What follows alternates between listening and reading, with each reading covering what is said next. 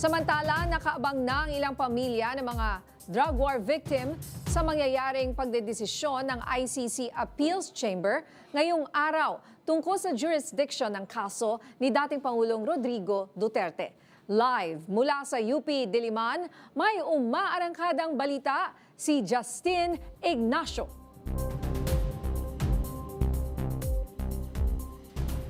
Ninya, andito nga tayo sa Atencio Libunao Hall sa UP Diliman kung saan nagtipon-tipon ang mga pamilya ng mga biktima ng war on drugs ng dating Pangulong Rodrigo Duterte. Kanina ninya narinig natin yung ilan sa mga pamilya na naghihiwayan matapos ng ibasura ng ICC Appeals Chamber ang ilang mga argumento sa apela ng kampo ni Duterte. Sama-sama pinakinggan ngayong araw ng Miyerkules ng mga pamilya ng EJK victims ang desisyon ng International Criminal Court. Sentro ng pagdinig ang pinal na pa siya kung may legal na kapangyarihan o jurisdiction pa ang ICC na litisin si dating Pangulong Rodrigo Duterte kaugnay ng kanyang madugong war on drugs. Iginiit ng kampo ni Duterte sa kanilang apela na wala ng jurisdiksyon ng ICC dahil formal nang kumalas ang bansa sa Rome Statute taong 2019. Ayon sa depensa, dapat nang itigil ang anumang legal na proseso o investigasyon dahil hindi na kinikilalang miyembro ng naturang tribunal ang Pilipinas. Para kay ICC Assistant Counsel Attorney Cristina Conti, mahina naman ang tsansa na baliktarin ang desisyon ng pre-trials chamber.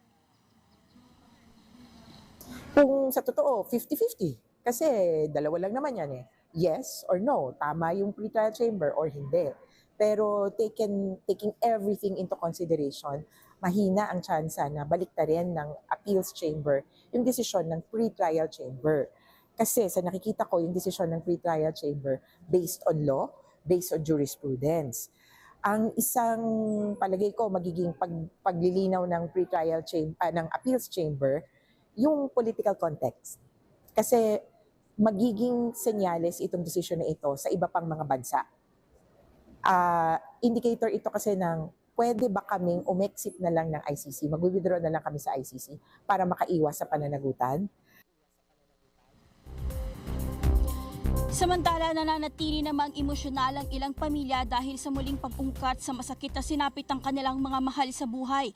Patuloy silang umaasa na mayroong puwang ng hustisya sa pandaigdigang entablado. Ayon kay Deaconess Rubilin Litaw, coordinator ng Rise Up Philippines, inaasahan ding magsasagawa sila ng psychological briefing para sa mga dumalo dahil nagsisilbing triggering point para sa iba ang muling pag-ungkat ng krimen. Ninya, sa mga oras nga na ito ay nagpapatuloy nga doon sa loob yung pagtitipon-tipon pamilya ng EJK victims para nga masubaybayan nila itong pinaladesisyon ng ICC. Yan muna ang latest, Ninya. Maraming salamat, Justin Ignacio.